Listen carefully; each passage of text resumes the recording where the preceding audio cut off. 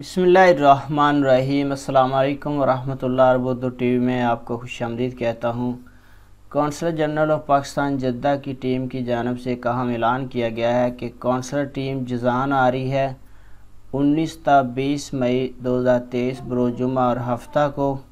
जुमे वाले दिन 19 मई 2023 को सुबह 8:30 बजे से 11:30 बजे तक मौजूद रहेगी।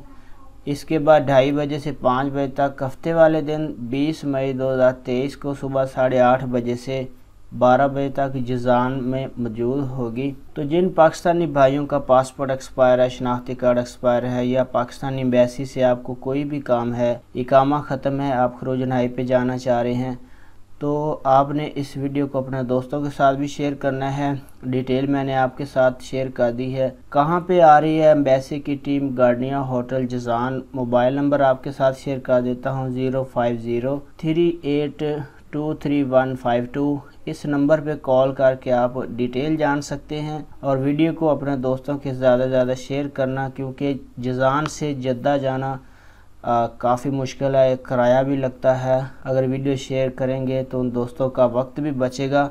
अपना बहुत सारा ख्याल रखिएगा। अस्सलाम वालेकुम वरहमतुल्लाह।